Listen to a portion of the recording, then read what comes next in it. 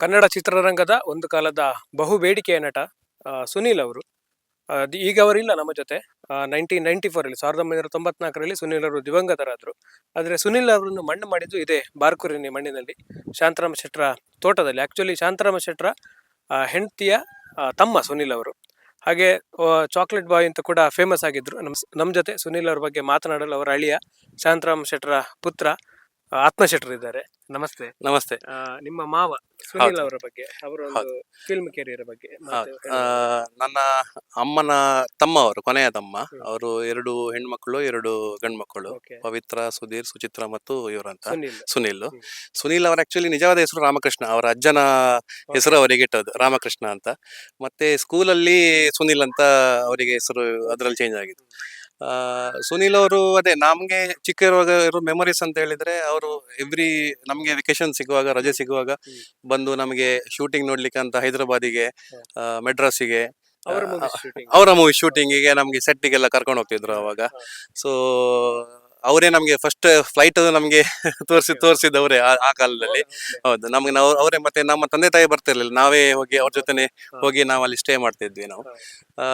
ಮತ್ತೆ ಅವರಿಗೆ ತುಂಬಾ ಆತ್ಮೀಯತೆ ನಮ್ಮ ಇಲ್ಲಿ ಯಾವಾಗ್ಲೂ ಅವರಿಗೆ. ಮತ್ತೆ ನಮ್ಮ ತಾಯಿಯವರಿಗೆ, ಅವರಿಗೆ ಒಂದು ತಾಯಿ ತರ ಇದ್ರು. ಅಂದ್ರೆ ಒಂದು 8-9 ಇಯರ್ಸ್ ಡಿಫ್ರೆನ್ಸ್ ಇತ್ತು ಅವರಿಗೆ.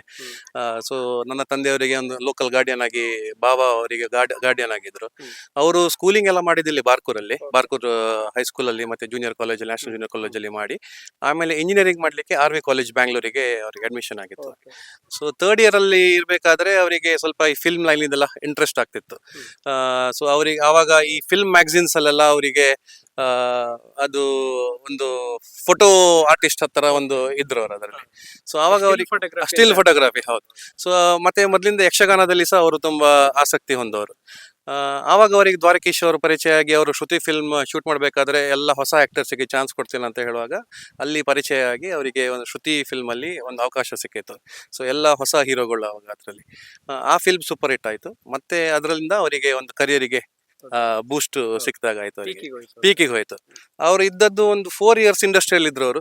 ಬಟ್ ಇದ್ದ 4 ವರ್ಷದಲ್ಲಿ ಅವರು ಒಂದು 33 ಚಿತ್ರ ಅವರು ಮಾಡಿದ್ದಾರೆ. ಅದರಲ್ಲಿ ಒಂದು ತುಳು ಚಿತ್ರ ಕೂಡ ಇದೆ, ಹಾಗೆ ಒಂದು ತೆಲುಗು ಚಿತ್ರ ಕೂಡ ಮಾಡಿದ್ದಾರೆ.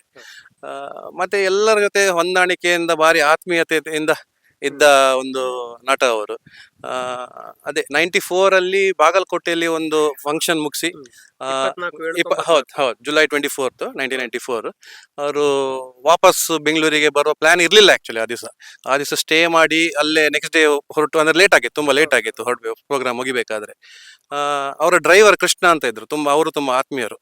ಸೊ ಅವರು ಕೃಷ್ಣ ಅವರ ಮಗನ ಹುಟ್ಟುಹಬ್ಬ ನೆಕ್ಸ್ಟ್ ಡೇ ಬರ್ತ್ಡೇ ಸೆಲೆಬ್ರೇಷನ್ ಇತ್ತು. ಸೊ ಅವರು ರಿಕ್ವೆಸ್ಟ್ ಮಾಡಿದ್ರು, ಸರ್ ನಾವು ಇವತ್ತು ಹೋಗುವ, ನಾಳೆ ನನ್ನ ಮಗನ ಬರ್ಡೇ ಇದೆ. ಆಯ್ತು, ಹಾಗಾದ್ರೆ ನೀವು ಡ್ರೈವ್ ಮಾಡ್ತಿರಲ್ಲ, ಆಯ್ತಂತ ಹೇಳಿ ಡ್ರೈವರ್ ಕೃಷ್ಣ, ಅವರ ಹಿಂದೆ ಸುನೀಲ್ ಅವರಿದ್ರು.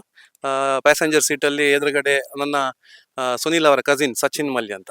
ಸೊ ಇವರು ಬ್ಯಾಂಗ್ಳೂರಲ್ಲಿ ಇದ್ದದ್ದು. ಸುನೀಲ್ ಅವರು ಸುರೇಶ್ ಮಲ್ಲಿ ಇವರ ಮಾವನ ಮನೆಯಲ್ಲಿದ್ದದ್ದು.